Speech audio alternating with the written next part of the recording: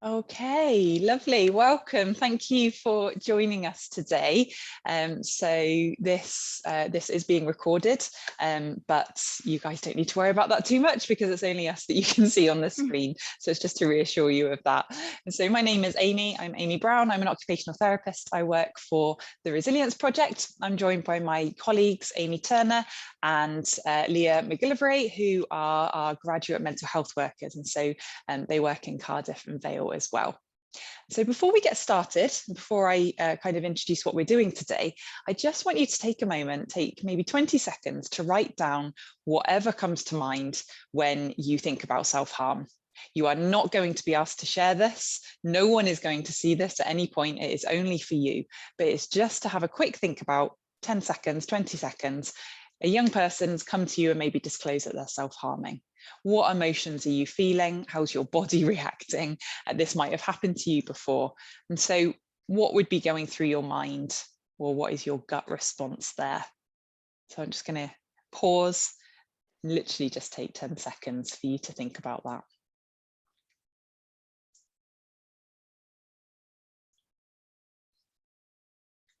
Okay. Thank you. So hopefully you've been nice and honest with yourself. That's really good. Just to reiterate, no one's going to see that response, but we will come back to it a little bit later on in the webinar. So if we could move on to the next slide. I think Amy is tech wizard today, so thank you very much. Great. So this webinar is pitched at an introductory level. And so for some of you, this might be the first training you've ever attended on self-harm. For others, it might be more of a refresher. Everyone here will come with their own experiences, and we would really encourage you to use the chat function and pitch in any additional thoughts that you might have, especially if you're aware of any resources or any other professionals that might be helpful to bring to the attention of the other attendees. So please do chip in. We really hope that everyone's going to get something out of today. We really don't mind if that comes from us or if that comes from a comment that's left in the chat function. So yeah, please do get involved. You'll see at the bottom of the webinar, there's a Q&A function. And so don't worry if we don't answer straight away. We tend to kind of come to those at the end, but we do see all of your questions.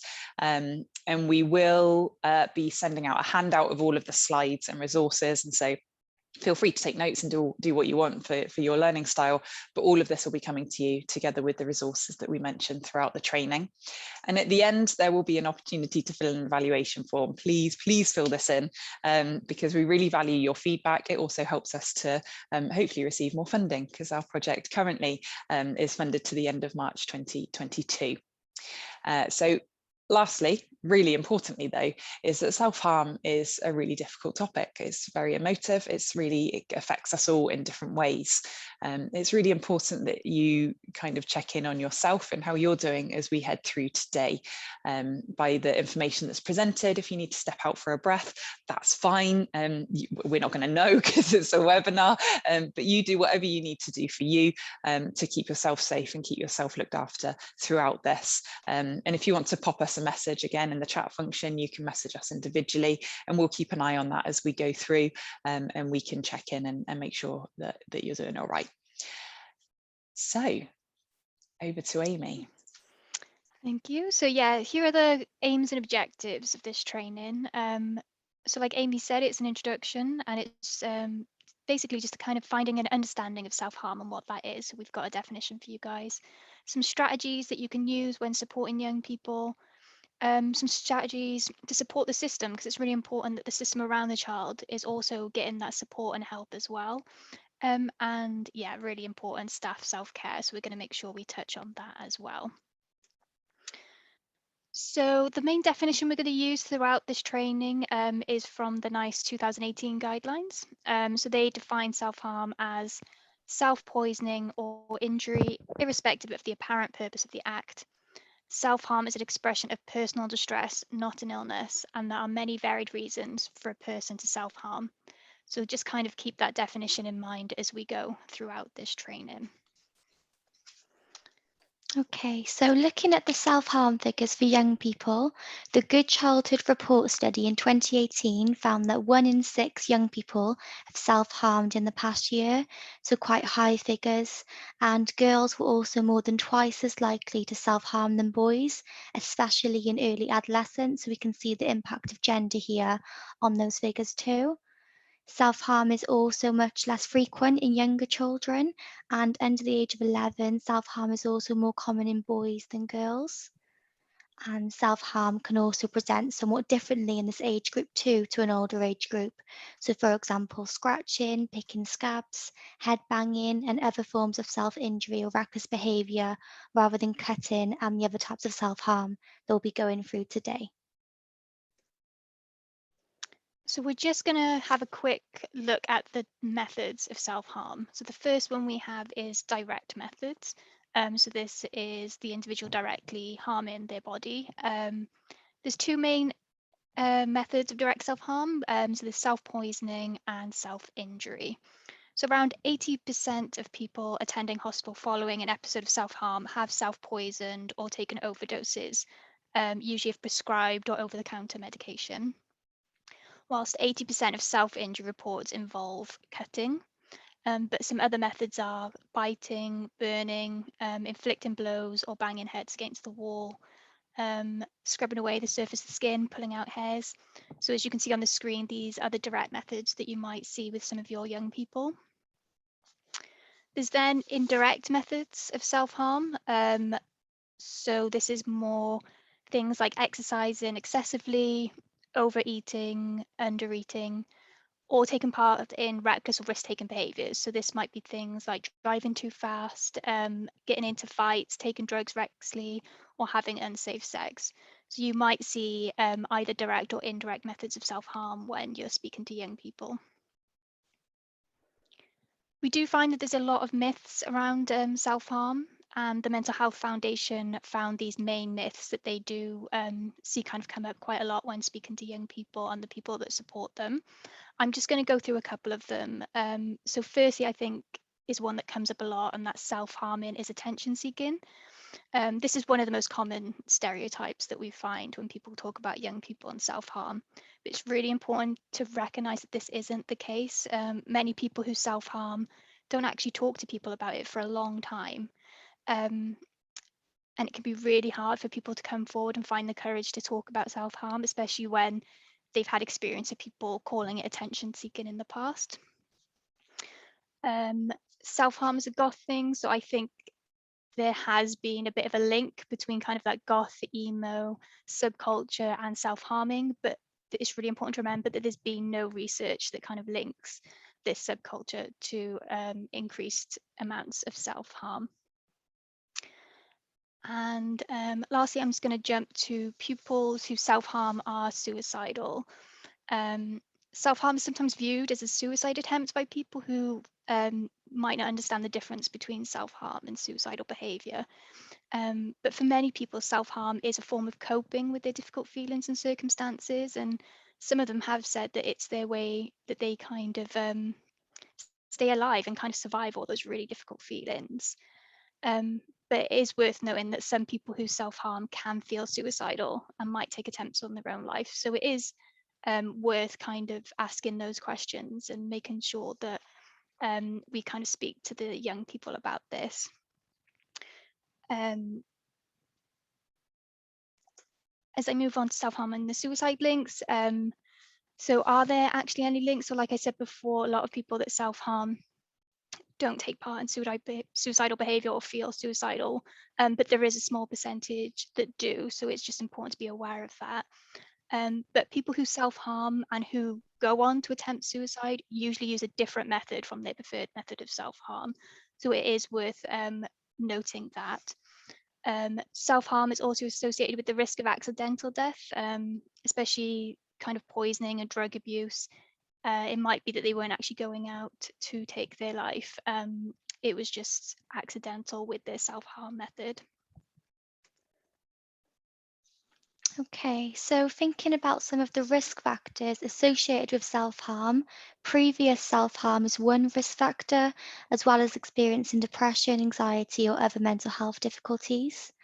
The Children's Society report in 2018 also indicated that over 60% of 14-year-olds with high depressive symptoms reported self-harm, and over 30% of 14-year-olds with high emotion and behaviour difficulties reported self-harm, so quite high numbers there.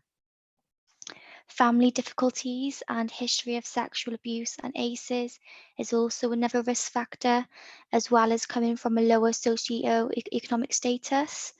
And the Children's Society report from 2018 also noted that children from the two lowest income groups both reported higher rates of self-harm than the average at nearly 19%. So really seeing that impact of lower socioeconomic status here. And we've also seen anecdotally that lockdown and the impact of COVID has also led to an increase in referrals and self-harm, which could also potentially be an ongoing risk factor.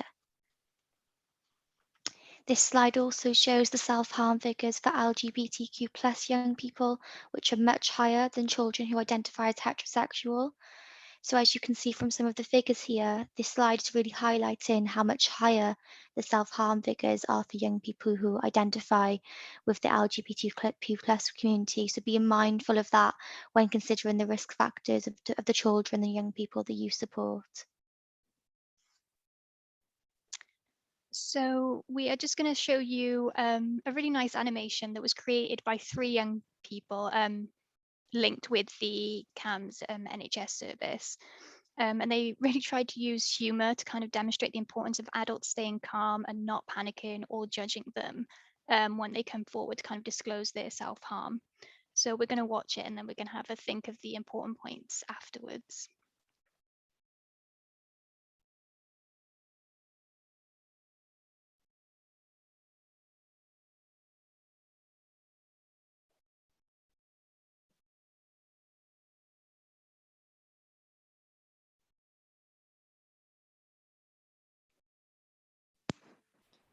Amy, I can't hear the video. Don't know if others can hear it. Yeah, I can't hear it either. Wonder if we could stop that and start it again. Yeah, let me try. I might just have to reshare my screen.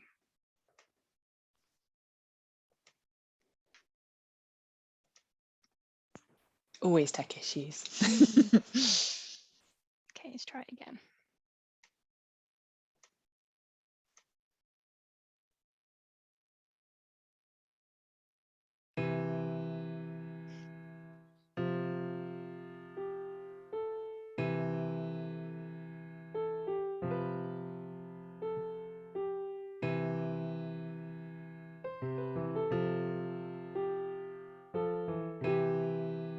Whoa, hold it, cat.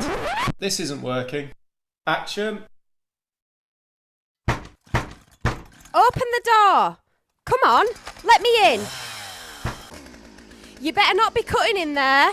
Just leave me alone, Mum. I'll clean the mess up.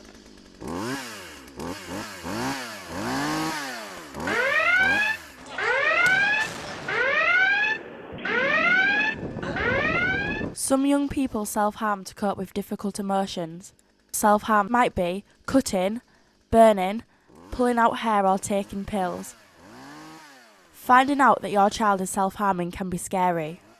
Remember, it doesn't mean they want to die. They might not be able to explain why they do it, so even if you can't understand it, it's important not to judge them.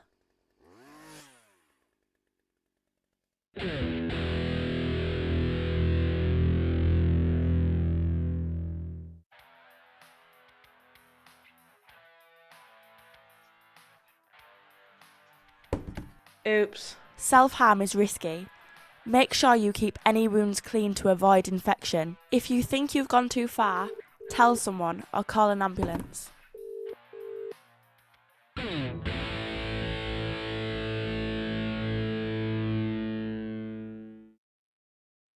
Right, I've tidied your room up and I've laid your clothes out for you.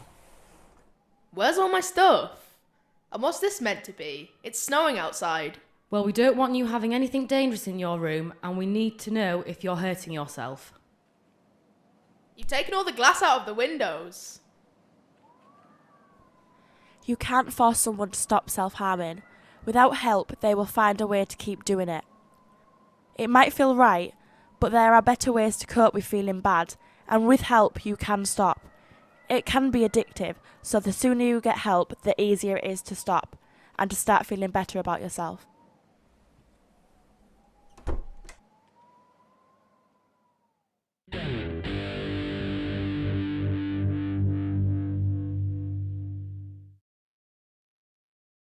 People self-harming might be trying to escape or forget, express something they can't say, relieve anxiety, stop feeling numb or have some control when they are struggling in life. Self-harm is a tool they've found to cope, and they won't feel able to stop until they've found better ways of coping.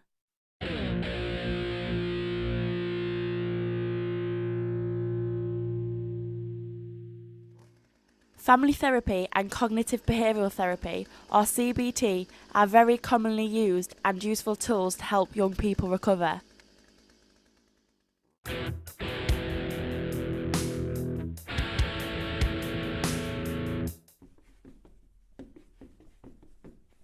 Distraction techniques for when you feel the urge to self-harm include watching TV, listening to music, play a computer game, having a bath, make something nice to eat or speak to a supportive friend.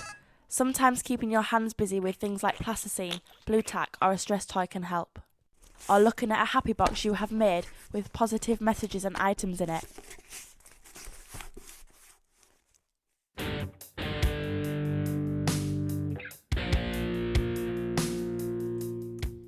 There are a lot of negative influences and communities online, so it is important to avoid these as they may trigger you to self-harm and slow down your recovery.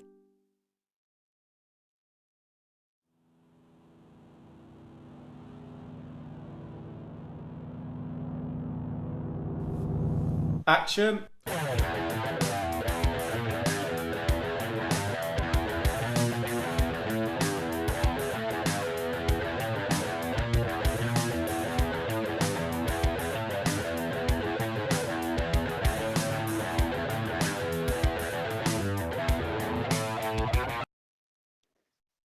So yeah, I think that's a really good video that comes from the young person's perspective and the messages they wanted to get across to the adults that are supporting young people, whether that be parents or professionals, but also to the young people as well. So I think some of those messages on the cards at the end, like you're not on your own, you're not crazy, you can get help and take small steps. I think there is, but I think the main one for the adults is don't judge, don't panic, and that there is support that you can get for the young person and to kind of work together to do that.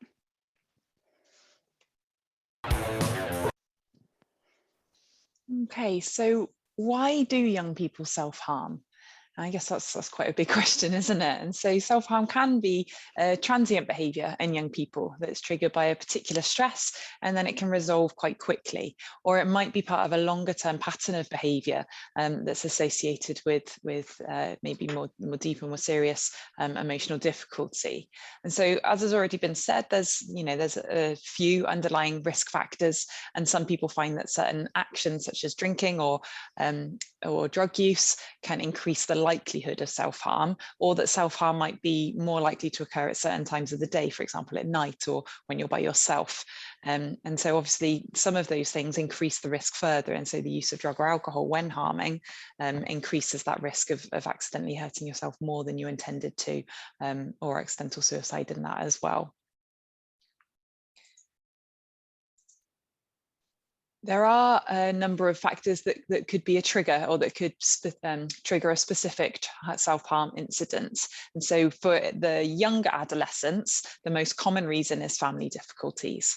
And so strained relationships and illness within the family, money problems, feeling under pressure to achieve or conform from kind of a family perspective, and maybe times of change, so a new sibling or parental divorce. And so those are some really common triggers among the younger adolescents. For the older adolescents, the most common trigger is peer relationships. And so that might be friendships, or it could be relationship breakdowns, or family or friends arguments. There could be peer use of self-harm, or it could be quite overwhelming for a young person to discover that a friend is self-harming. If we think as adults that, we might find that quite hard to process. For children and adolescents, that's even harder. And I just want to spend a quick moment just talking about breakups and friendship group arguments. And yeah, that could be romantic, or it could be falling out with friends. And I think that sometimes adults, we can be at risk of not taking that as seriously as the young person maybe deserves, and not giving the young person the care that they need in that moment. Sometimes it can be met with oh, there's plenty more fish in the sea, it's young love, you'll find someone else, don't worry about it, kind of thing, and sort of brush yourself off and move on with it.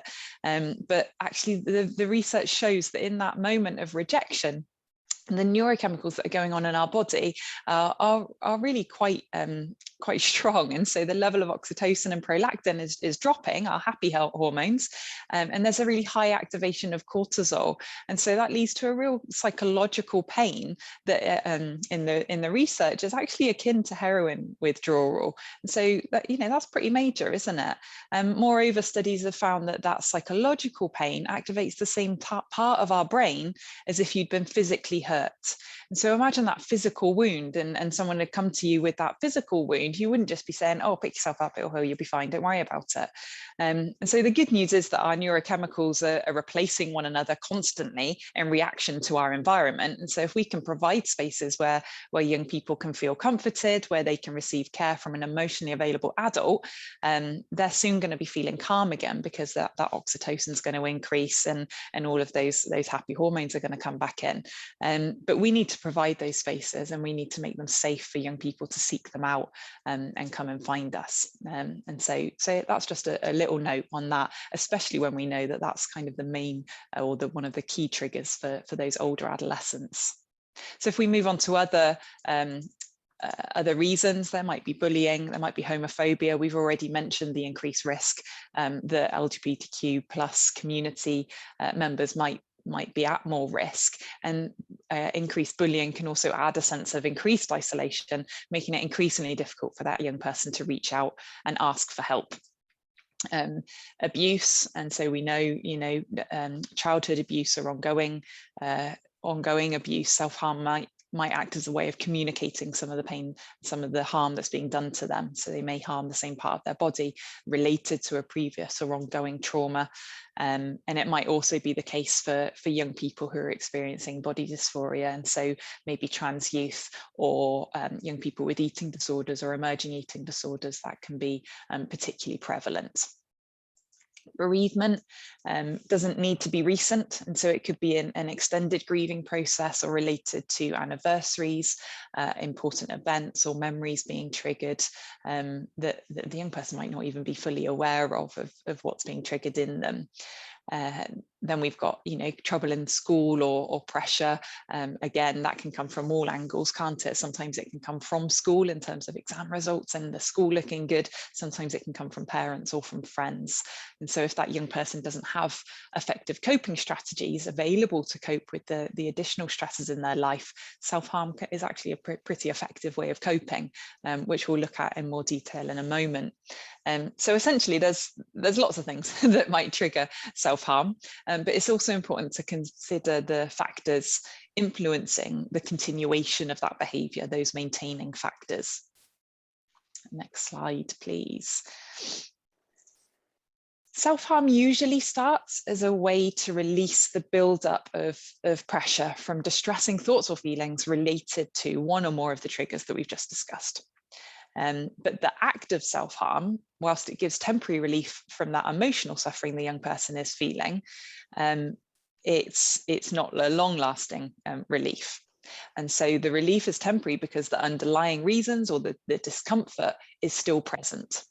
And so soon after, feelings of guilt and shame generally follow, and that creates that continuous cycle that just feeds and builds more of that tension, requiring that need for self-harm to release some of that temporary relief being experienced, which is a really powerful sensation. So again, those hormones and neurochemicals, neurotransmitters are at work, of those endorphins coming out.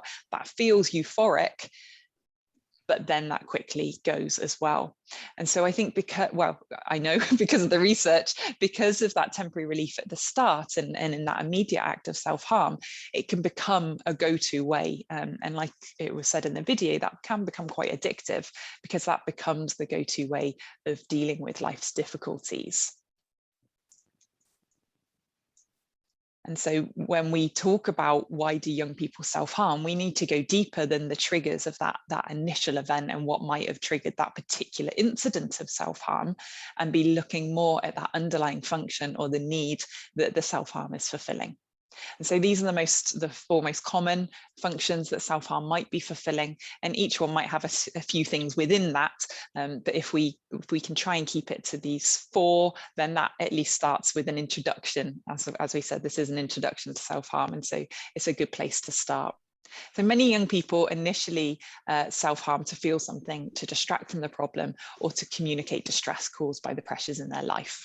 And so that could include a desire to escape from a situation, or to find a way to be in control, particularly among young people who are in situations that might feel outside of their control. And so where there might be abuse happening, or there might be adversity, or there might be challenges that are just simply outside their control. And it also gives some understanding of why we have seen an increase in self-harm over the course of the pandemic. The same thing for eating disorders. So when a young person experiences significant trauma, and they're particularly overwhelmed to that point of shutdown, and so it's, you're not seeing this kicking and screaming and fighting young person, you're seeing this young person who's really quite shut down, reserved, quiet, maybe not making a fuss in school, but they're very, very quiet. The act of self-harm can become a really effective way of grounding, to return to that present moment. They're almost, they're floating out of their body, but they're needing to return to that moment, or focus on that one thing, rather than whatever it is that's happening to them, or whatever it is that's causing them distress. And so, as we saw in the previous slide, this can then feed into a cycle of distress and disconnection, which makes things worse in the longer term. But in that moment, it's very effective. When you're in pain, when there's that physical release of endorphins, it certainly brings you back to the moment in the way that might be being sought. Self-harm might communicate feelings of anger or rage. It might communicate self-disdain or dislike. It could be communicating a desire to be helped, or maybe known as care eliciting behavior. And I think it's really important to again go back to that myth that it's not attention seeking, it's care seeking. There's some degree of wanting to be helped within that, and kind of requesting that care eliciting response from adults around them in a caring way. Ultimately, young people hurt themselves because they feel like they have no other options, and they find that for them it is the only way to produce that relief, the only way that helps them in that moment. And that, like I mentioned in the previous slide, that sense of relief can be so reinforcing. It can be really difficult to stop, and it can compel that young person to cut again every time they feel overwhelmed. And as we know, teenage years are overwhelming, and so then that can happen more and more. And so once self-harming, particularly cutting especially, becomes a habit, young people might find it really hard to stop. And young people who have self-harmed for quite a long time might find it really difficult to identify those underlying functions. And so it might take time and effort from adults around them to support them in figuring that out, and helping them to understand what's going on beyond it just being that release in that moment. So given the variety of functions, it's not really surprising that there's myths and misunderstandings around self-harm, or it's not surprising that it's not very well understood, and that everyone's journey will be slightly different. And so, it's really important to be paying specific attention to the young person as an individual, not just as a young person that self-harms.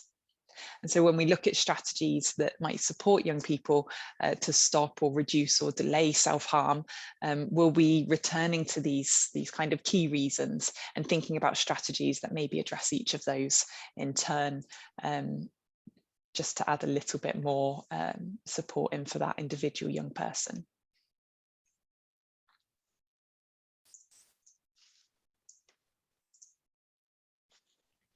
Okay, so we're going to show a short video now that's been put together in collaboration with some young people, parents, professionals, and young minds about their experiences of self-harm.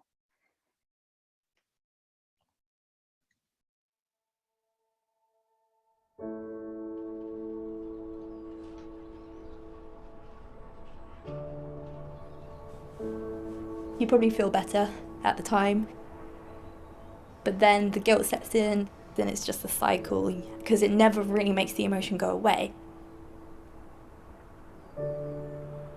Although it's a coping mechanism, it's very much like in the moment, and I did feel more isolated because I wasn't able to tell anyone for quite a while, and I started to feel quite lonely. It's not something you really want to admit, that you've got so low that you're having to resort to something like that, because there's lots of stigma around self-harm. No one noticed. Like, I probably could have not told anyone ever and kept it like quiet. So when I started being able to open up to people, it did make a massive difference, because talking about it is much more positive than actually doing it. It was kind of a relief that I'd spoken to somebody about it.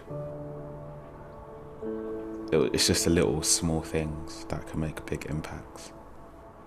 I was helped to find other ways in expressing myself without hurting myself. You find out different ways that you could get help and different places where you can go. It's a place where you can be heard in a space that you feel comfortable, that you could actually speak to professionals or people that you trust about it.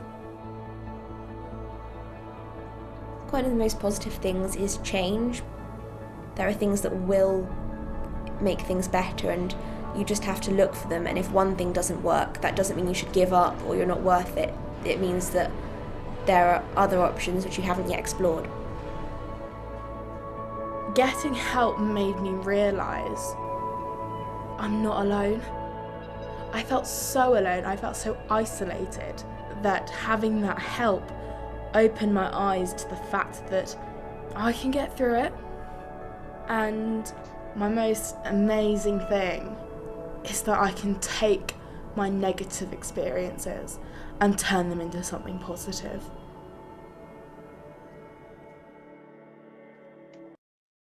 Okay, so a really powerful video there showing people's experiences, and I guess the main take-home message there is that there is hope.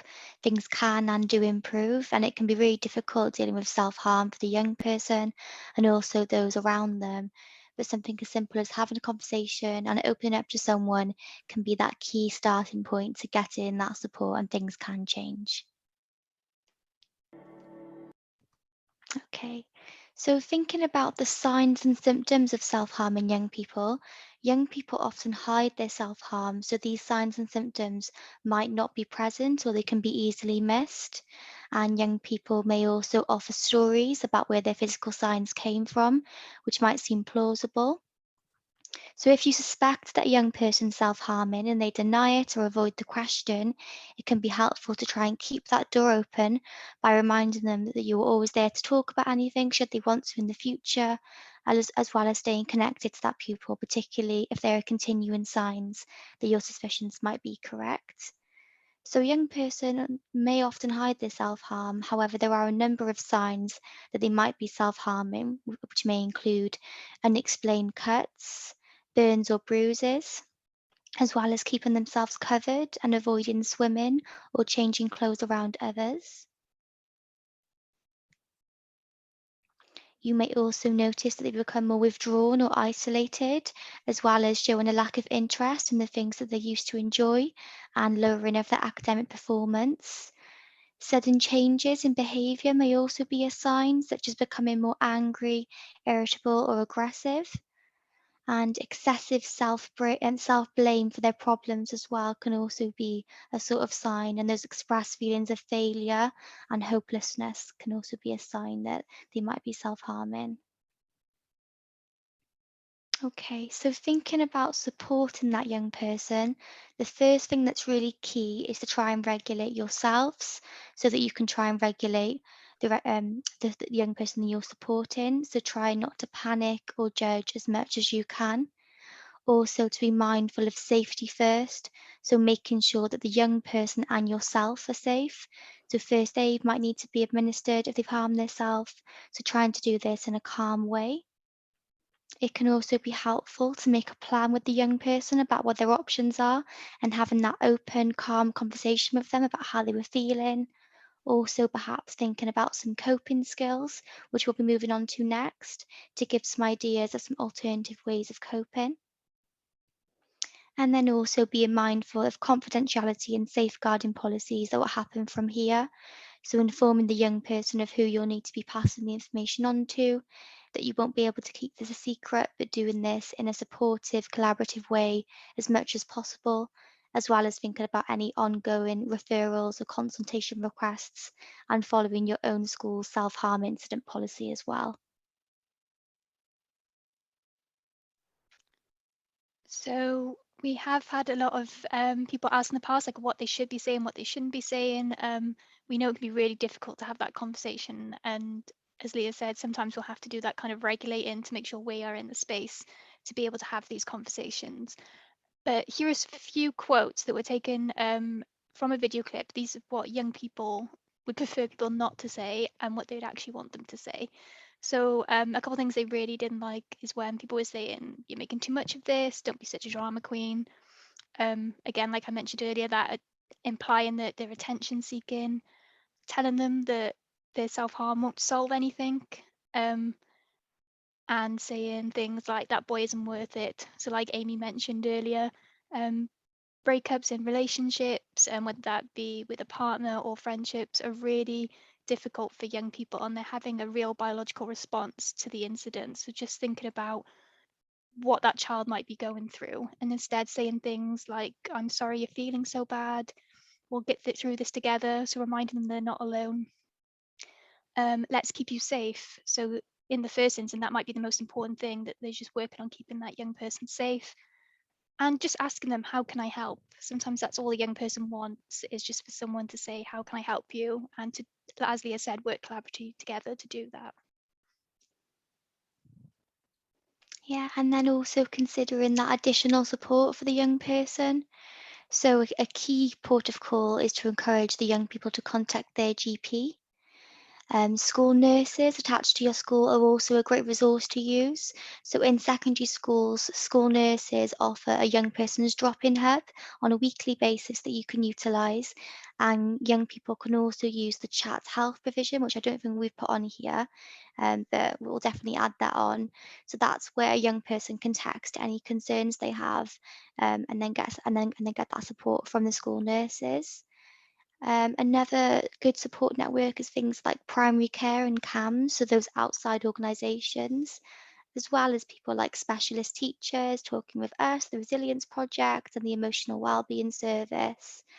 And then also thinking about those apps and websites that you can signpost to, which will be going on onto at the end of this presentation, as well as some resources that we'll be sending you today as well. So just a quick note on kind of the variety of options there from health. We know that that can be quite confusing if you've not worked within the health system. And so we've added this slide into this training just to try and give a bit of understanding to that. So at our universal level, you've got things like the Emotional Wellbeing Service, the Youth Wellbeing Service over in the Vale, third sector agencies, which means charities really, your school nurses, like Leah just mentioned, offering a fantastic service there, wellbeing officers and specialist teachers. So that's that provision that's available to all young people. And so that they really are your first port of call. And so your school nurses are a great place to go, primary mental health, great place to go, encouraging that young person, excuse me, to visit their GP with a parent or without their parent if they're a bit older, maybe if they don't want their parents there. And so that would be that first port of call. If a GP feels that a referral is required to a higher level service, and so maybe for the the core primary mental health team that aren't based in school, or the CAMS services, they actually they'll put in a referral to something called the single point of access. That single point of access meeting is attended by all of those tier 1, 2, 3 services. And they'll have a discussion over where they feel that young person fits best within those services, or actually if it's best met within universal provision, maybe a charity provision, or perhaps the emotional wellbeing service. And so it's kind of one referral that will go to everybody, and they'll have that discussion over where that young person ends up. Tiers 3 and 4 can only be accessed by a CAMS referral, and so that's when it's very specialist CAMS, very like high level interventions, and so that they wouldn't accept a referral straight from schools. And so we, as the Resilience Project, we sit alongside the universal as well as the primary mental health and CAMS layers, providing advice, guidance, consultation specifically to schools. And so in the Vale, that's directly to schools. In Cardiff, that's to specialist teachers and educational psychologists. And so that's kind of how it all fits together. So hopefully that gives a little bit of a guide, just as a slight sidestep from the self-harm training, but a guide over what's going on in health and how that all fits together. Oh, this is me again. So we are now going to move on to look at the tools that support young people to reduce or stop using self-harm. And so I imagine that's maybe why most of you are here. So that's what we're going to focus on for the remainder of the session. So when we consider tools, it's really important that we first try and identify why that young person is self-harming.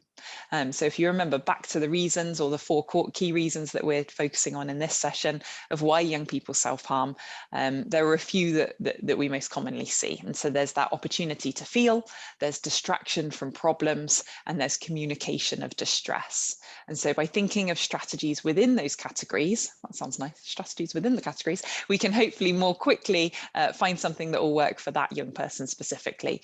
And remembering that kind of over all of that, we're looking at supporting that young person with coping skills to deal with that build-up of tension, so as self-harm isn't the go-to. And so because all of the suggestions that we're giving are based on research, and so they're all evidence-based, but we all know young people that they've worked for and that they've been really helpful for, but not all of them will work for all young people. And because self-harm is so effective at that safety valve release function, it can take a little while for self-harm to get under control. And at first, we really want to be encouraging young people and supporting them to delay the self-harm so that they can give some of these other strategies a go at first before they harm. And so with practice, the young person will develop positive ways of coping with that build-up of pressure so that their delay stretches longer and longer until that moment has passed. They learn that emotions are like a wave and that they can pass without that intervention of self-harm. And once they've learned that, then hopefully we can just stretch that delay longer until that moment has passed and they don't need to self-harm for that time. So that's what we're aiming for here. First up, we've got distraction, and so alternative ways of distraction. I think as humans, we're actually pretty good at distracting ourselves often. Just sometimes we don't distract in the most helpful ways. So the video, that very first one, the plasticine one, which I love, that the young people have created. And so they gave a few ideas of distraction techniques. And so maybe listening to music, having a playlist ready on Spotify or wherever that young person listens to music, so having that music ready to go, having a bath, something nice to eat or drink. The hope is that by distracting themselves, the young person again might delay harming until that urge has passed.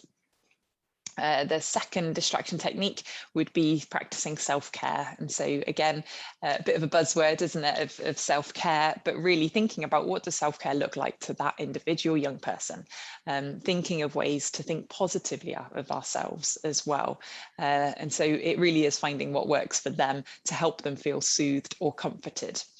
So getting out of the house, going to a public place, go to the cinema, going for a walk, walking the dog. We mentioned earlier about our, the neurochemicals in how we feel are altered by our environment. And so let's just change the environment and see where that gets us and see if that makes a positive impact. Physical exercise is generally the answer to lots of things. Sorry, I'm going to put myself on mute a minute. Have a good call.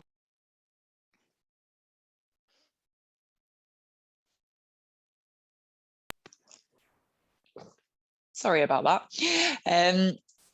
Watching TV, reading a book, again, more music, soothing activities, like some people find a bath really relaxing, other people find going for a run really relaxing, whatever works for that young person. Another thing that was mentioned in the video was, I think they called it a happy box. It might also be known as a hope box or a worry box or a self-soothe box, whatever you want to call it, but essentially a box where you can put in some positive stuff, some really good things, some good memories, some things that make them feel happy. And the purpose of having a box is that it's grabbable, it's go-to, it's easy. And so you can put in photos or little like fidgets. And so here I've got a little box of different things. So it could be like these little fidget things that you can put in there, or good old stress ball, nothing wrong with a stress ball, some Play-Doh, maybe I've got a little stone here that my friend painted me to remind me that, you know, they think of me every now and then, which is nice. You could put in some things like sour sweets. And so things that are super sour that are just going to have that kind of effect, which is quite relieving as well sometimes. And if young people don't want to store it in a box, if they don't want those things, then maybe they could use the note function on their phone and just have a list of stuff that they could go to. Because when we're in moments of distress, our cognitive part of our brain isn't really working too well. And so we need those go-to things that are really easy, as easy to go to as self-harm, if not easier, really. So we just want to make it grabbable and easy to get to as quickly as possible without thinking about it. I think it's over to Amy. Sorry, IT issues. There we go. IT's out to get me today. So yeah, the next stage is giving them strategies to help communicate their distress. And sometimes it can be really hard to do that. And sometimes they just don't quite have the language to do that either. So it might be that they're feeling quite numb or overwhelmed by many different emotions. So they could be either end of the spectrum. But a lot of young people might have a lot of trouble kind of expressing those emotions, or like I said, having the language to express those emotions. So the first thing we can do is basically help them give them that language. So we can use emotion wheels, body maps, basically all that psychoeducation around different feelings, how that might impact your body, to help them identify how they're feeling. That might help them feel a little bit less overwhelmed, or be able to help them connect to those feelings a little bit more. And then we can think of some strategies they can use to help express their feelings in different ways. Like we've said all the way through, young people, everyone's different. Everyone has different ideas of what would be useful. So the first might be drawing feelings. For some young people, art or creative outlets are really useful, and they find this the best way to kind of express how they're feeling. So they might do some painting, they might use clay like the young people did in the video. There's just a lot of different ways, collages. And I think young people just like to immerse themselves sometimes and kind of be able to shut themselves off of what's going around them and use art to kind of really express how they're feeling. For others, art might be a trigger. For myself, art makes my heart start pumping and has a lot of negative feelings because I'm not that great at it. I probably prefer to do something more written, and a lot of young people feel that way as well. So they might want to keep a diary, something they can write into every day. It might be a diary they show people, or it might be something that's just for them, something they can just use on a daily basis to get all those negative emotions out. It might be they write letters. They don't necessarily have to send these letters, but it might be a way of them kind of practicing, being able to tell people how they're feeling and expressing, or even writing letters to themselves. It's easier sometimes to put themselves in another person's shoes to get those feelings across. Young people, we all know they really like technology, and for some young people, technology is just a lot easier to use to be able to tell people how they're feeling. So instead of talking to someone face to face, they might want to use a chat function just to be able to talk to someone. So kind of use that as an option. We've used a lot more technology during COVID. We do all of our sessions virtually. So some young people might prefer to do it through kind of a camera rather than being face to face. And lastly, connection with others. Some people self-harm because they feel quite isolated, they feel misunderstood, or they even might feel socially rejected. So all those things we mentioned earlier around bullying and not fitting in could be one of the main reasons that the young people are really struggling.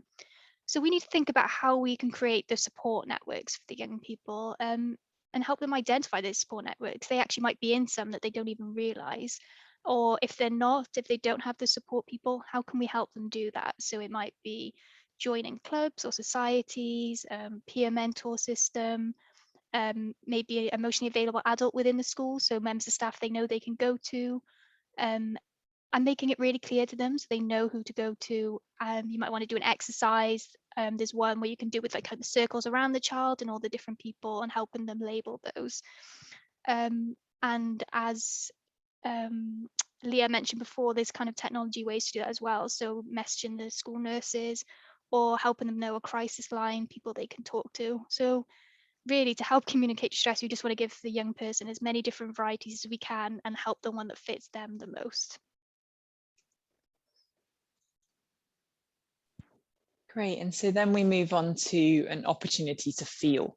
And so first up, you kind of want to be figuring out with the young person what it is that they're feeling when they self-harm or when they have the urge to self-harm.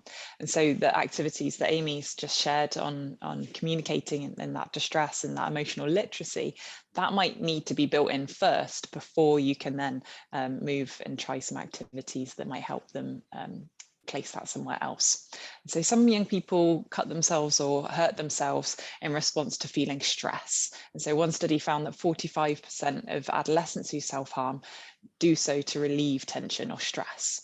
And so again, back to that cycle, it's that build-up of tension. And so that is quite frequently present, even though that might not be the primary emotion that's being felt. It might be quite anxious, but the tension and stress is there.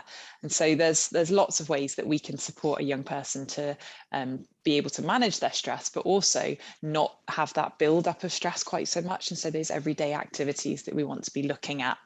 There's tons of free yoga videos online. Yoga is getting an increasing evidence base actually around how important that is to manage our stress. And if like we don't go into it in this session, but if you're interested in some of that, then kind of further reading would be to look at polyvagal theory and the impacts of movement and on our regulation, our ability to manage that stress. Deep breathing exercises, again, same kind of thing is really important, of just being able to build that vagal tone. And so we might take a deep breath in and an even longer breath out. And so maybe breathing in for 4 and out for 6. And that breathing out longer is an important part of that. I won't go into the science of it, but it is an important part. A simple kind of mindfulness practice might be to go for a walk and notice everything green that you see. And so just be really on the lookout for that, or to be using your senses to be thinking about things that you see, that you hear, that you smell, that you touch, those kinds of things, and just ticking them off on maybe your hands as you go round. And so using those grounding experiences out in nature or out on the streets, or on the streets sounds a bit crazy, but out in whatever environment you have available to you. Other strategies to help manage that more extreme feelings of stress and tension in that moment might be clenching ice cubes until they melt. And so that gives like quite that intensive, it's quite painful actually feeling, but that it goes, it's not a lasting pain. It might be hitting a pillow or a soft object. It might be screaming into a pillow really loud, or again, breathing exercises are always a good one, or counting or listing 10 films with love in the title, or 10 animals beginning with the letter A, or whatever that might be, of just being able to ground ourselves in that moment. So it's a little bit, it's that opportunity to feel with a little bit of distraction mixed in as well. So they kind of all overlap a bit too. Physical exercise, again, maybe doing some circuits, but we're looking for that really high intensity stuff. So maybe the HIIT training, again, YouTube is a friend here, of maybe doing a 10-minute HIIT workout, and just really get that blood flowing and that adrenaline used up a little bit. Some people might hurt themselves to relieve unprocessed anger. So for people who experience this, releasing anger in a different way might help. And so some of those activities that we've just gone through might be quite good, and so that screaming into a pillow or hitting pillows or soft objects, things like that. Physical activity, tearing up paper is a really good one, or doing some weights, lifting and dropping heavy things. And so getting those muscles and those proprioceptors getting really putting them to good work. So heavy stuff is really good. So kettlebells, medicine balls, things like that. And so I'm thinking, like, from a school perspective, having some of those things available, whether that's in your nurture room or wherever it might be, but having a safe place where you can just throw things that are heavy in a safe and controlled way. There's also the thing of replacing that sensation. And so when trying to avoid hurting themselves, a person might fixate on how it feels to hurt themselves, and that can make it quite hard to resist that urge without feeding it a little bit. And so a way around that might be to find some sensations that are similar but less harmful. So again, going back to the ice, that can cause some degree of pain, but in a much less harmful way. And so rubbing ice over your arm or over the part of you that you might be having an urge to harm, or there's the classic pinging an elastic band or a hairband around their wrist, or even drawing with a red pen or a pen of any sort on skin might provide relief, or really crunchy food that gives you that kind of sort of sense. And so I'm thinking like kettle chips, or those sour sweets that I just showed you, or even, I mean, to a lesser degree, carrots, ice chips, things like that, things that are really crunchy. And so if we're in that heightened kind of arousal state, then we want to be looking for crunchy, dry, sweet and chewy foods. That's what's gonna, our mouths have got tons of receptors in them, and so those are foods that are going to help us just come down a little bit. Whereas actually, if we're in a totally zoned out space and maybe quite disconnected and numb and not feeling much at all, then we're going to be looking for ice or cold things, sour things, citrusy things, spicy things that are going to really make us come alive. And so just again, thinking about how food can be used in that regulation ability and that feeling, really feeling something and feeling sensations. Just a brief note on this, I guess, is just a quick note on safety. And so we want to be helping young people to make their environment as safe as possible. But we also need to acknowledge that just taking away equipment that they use to harm themselves is not going to end their self-harm. In fact, they're more likely to cause themselves more harm in using more dangerous or more unhygienic ways of harming. And so we want to encourage that young person to make sure they don't have that equipment immediately available. Like, we don't want that being put in our grab box and our happy box or anything like that. And that's to keep them safe, but also to really help with that delay process. And so if equipment is just a quick reach away, then there's not really any opportunity to try one of the other skills or to try using something else. Whereas if that equipment is wrapped in a plastic bag in a box that's sealed with sellotape with an elastic band around it, out of the bedroom or out of a place where they need to go, then there's several points at which that young person can possibly utilize another strategy, or even the process of getting there just adds in enough blocks to be supporting those neurotransmitters, supporting the change of mood as they continue on that.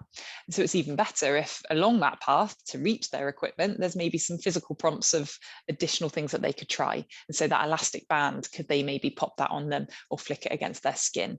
Could they decorate the outside of the box with some breathing activities, or can some marker pens be left near it if that's something that they find helpful? And so finding whichever things are most helpful for them and placing that in their path so as they are easier to get to than the harming, than the equipment that might harm them. And having a couple of other box prompts maybe inside their box. It could be like having an egg timer, or having something that they kind of have to set for 2 minutes before they're able to use that equipment, before they're able to hurt themselves. And so it's really supporting that young person in whatever place they're in, because for some young people that's just not going to work. For others who are very motivated to stop and reduce their harm, that might be a really helpful strategy for them, to think about what could you do to put in place to support that delay. Because like we've said previously, it's really hard to think of alternatives in the moment. And so developing all of this into a safety plan of things that the young person has easily accessible, so as they can choose those things over the harming activity, would be great. And so choosing which of those key things they're going to do first, second, third, fourth, maybe who they're going to talk to, who they're going to reach out to, who are those people, have those numbers available, have them on, as favorites on their phone so they can find them quickly. It's whatever is going to help that young person to delay and eventually stop using that self-harm. I think we've got another video now. Yeah, so this is a video around recognising and responding to self-harm. So this is for the staff that works with the young people. So just have a think as you watch this video, what's already going on in your school, maybe some experience that you have had of a young person disclosing, and then we'll have a think of some points once we watch the video.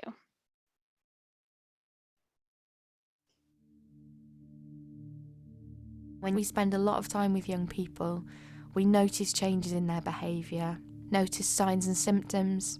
Usually when I've spoken to people and said, I've noticed, do you want to tell me about that? And generally they do. And actually what I find with young people is they actually want to. It's this communication that actually everything that's going on inside me is really ugly or is really scary. But I'm going to show you that in this sort of wound or this cut. And if you react badly to what you see on the outside, then I'm not going to show you what's on the inside. Because that's the really scary thing. If you see this and you look past that and you're willing to talk about this, then I can trust you to show you everything else. The first time I spoke to a student about self-harm, I felt the weight of responsibility to get it right and have all the answers. I realised that I needed to enlist the support of other people, and I needed some support not just in dealing with her but also dealing with my reaction to self-harm and how actually I wanted to put everything right for her and make everything okay. And I realised that that wasn't actually what she needed at that point. She just needed to be listened to. To have that trust and confidential relationship when you are vulnerable, when you don't always know what's happening, is absolutely crucial. Having someone outside of the family that they can talk to about their self-harm can be vitally important. A lot of young people who self-harm are experiencing problems at home, and therefore home doesn't feel like a safe place. And so I think for them to have someone who is safe, who doesn't judge, who doesn't freak out, and have a safe place to talk about it whilst not feeling like that person's then watching everything that's going on, that can be really, really important to young people. There are hard days and there are some times that you don't know what to do, but then there's always a light at the end of the tunnel, and with the help and support you can get there. Even if it's a friend, another adult, a professional, just find someone that you trust and talk to them.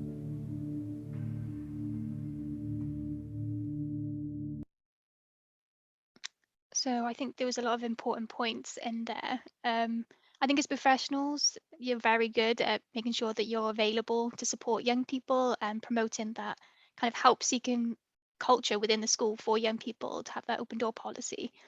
But it's really important to remember to go get help for yourselves as well. You don't have to do everything alone. You don't have to be isolated. Look for your peers, look for senior staff members and ask for that support. And just, yeah, be aware of kind of how some of these incidents are making you feel and reflecting on how self-harm makes you feel. It's not an easy topic. It can make us feel really uncomfortable. So it's really important to take that time to kind of reflect on that. Why is it making you feel that way? How might your reactions be shown to the child, and just having a think about that. And just thinking as a whole school, okay, how can we have that positive school culture of encouraging resilience and promoting help seeking, and put a whole school approach in place and worked on that together, not in little pockets of isolation alone. And so on that note, it's really important that we recognise what our own reactions are and that we're honest with ourselves in that. And so earlier at the very beginning, I asked you to write down that gut instinct thought around self-harm, or what comes to mind, or how your body feels within that. Or what you might feel if a young person shared that they were harming themselves, or when a young person maybe shared they were harming themselves to you. Because it's really important that we recognise those automatic reactions. You might have identified with some of the myths shared earlier around self-harm, and that's okay. It's hopefully you can see that they are just myths, and that you've received some education around that, but it's really hard to pivot our bias. And the key part is that we're honest with ourselves, as not acknowledging it is far more likely to have a negative impact on our ability to recognise and meet the needs of the young person, and our ability to recognise how we are impacting on that young person, or how they might perceive us in that moment. So if we go to the next slide, a young person can and does have an impact on school staff, peers, entire families, but not a huge amount of research has been done, particularly around school staff and professionals. Researchers from the Centre for Suicide Research did speak to parents of young people who had self-harmed, not suicide, but with self-harm, and they described feelings of shock, disappointment, guilt, fear, frustration, anger, and just not knowing what to do, feeling inadequate. And others reported feelings of guilt, shame, embarrassment associated with the self-harm behaviour.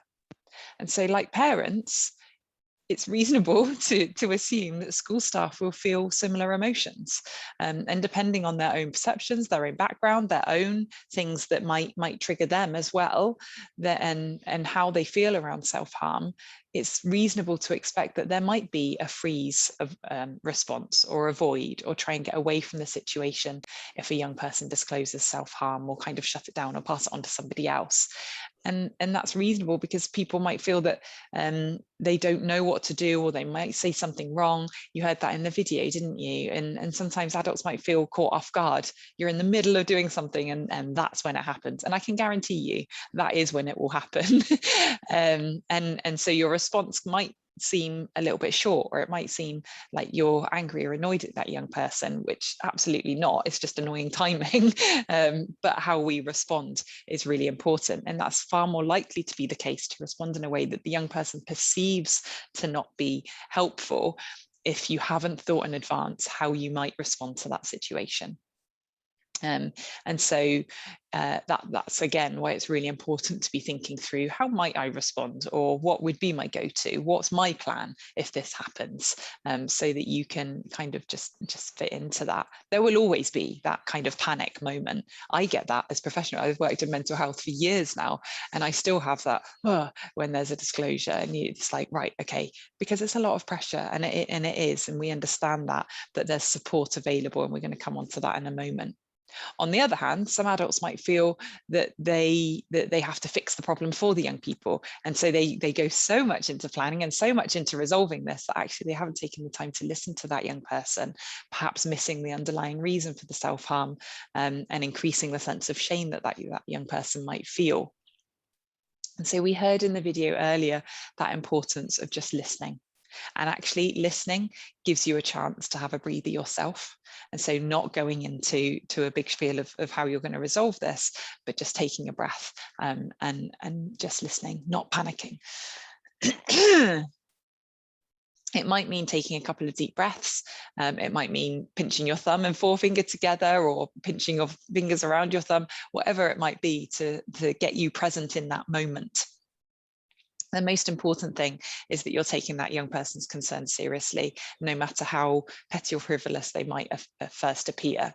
And to do that effectively, it's important that people supporting the young person are in turn supported. And so by friends, by colleagues, by managers, to help them to deal with their feelings. And I guess before we come on to that, which we'll talk about more in a moment, I guess it's important to remember that if you don't respond in a way that you would have liked to, that's okay, just own it. Own it with that young person and go, oh, I'm sorry, that's not how I wanted to respond. Can we start over? Just take a breath. I really want to listen to you. I really want to help you. How can I help? And just take it and take it on the chin and own it, and that's okay. And the young person will be far more open and able to engage with you moving forwards.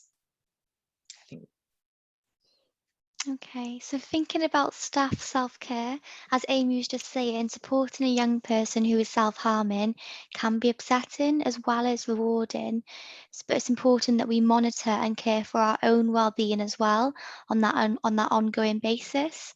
So line managers have a role to actively encourage staff members to access appropriate support whenever they need it, but particularly when dealing with these kinds of incidences. Research indicates that a young person's self-harming behaviour also can have an ongoing impact on the mental and physical health of the adult that is caring for them. So it's important that there's that support there for the staff who might be experiencing shock, distress, following that disclosure or discovery of self-harm. And it's also important for the staff members involved to be aware of their own well-being and to acknowledge any distress that they may feel. So self-care isn't necessarily having a bath and reading a book, but it might be talking through how you're feeling with a colleague, having a good cry, going for a run, or just having a 5-minute walk on your lunch break, just having that space for yourself to breathe and to reflect on how you're feeling. So it's really important to try and build in those sort of times to reflect and catch up on yourself, and to listen to your body when you need a break, remembering to look after and prioritise yourself as well. Okay, so here are some apps that might be helpful to sort of recommend to children and young people. So the first one here is Distract, which provides easy, quick and discreet information about self-harm, as well as self-help resources and a chill zone of alternative things to do, as well as support and emergency options. So it can be that space for the young person to go to have those few moments to try and distract themselves or to get that support in that moment. There's also Calm Harm, which similarly to Distract, it's sort of an app that can help us to resist or manage the urge to self-harm. So you can have a timer on there and you can try and distract yourself for however long you wish. Next slide, please, Amy. Thank you. And then also looking at some websites that might be useful to look at and to signpost people to. So Young Minds, which supports parents and young people. Harmless also offers some good support and training. Then there's the Amber Project, which runs groups for self-harm, including a group for children who identify as trans who are self-harming, which might be good to think about. Heads Above the Waves also have good resources, as well as the Anaphroid website. And then you can also follow us on YouTube, so Cardiff and Vale Resilience Project, which I think we're going on to now. So we've got lots of our resources on here for educators, for carers and parents, and for children and young people, as well as our other trainings that we deliver, such as understanding and responding to stress and keeping ourselves and our class well. So I really recommend having a look at our resources and our videos and our website, and really trying to familiarise yourself with all the sorts of resources that we have and signpostings. And then more resources, so lots of things to look at. So here is a list of additional readings that might be helpful. So these are a bit more trauma-informed, some of these that might be helpful to take away and to think about looking at 1 or 2 of these.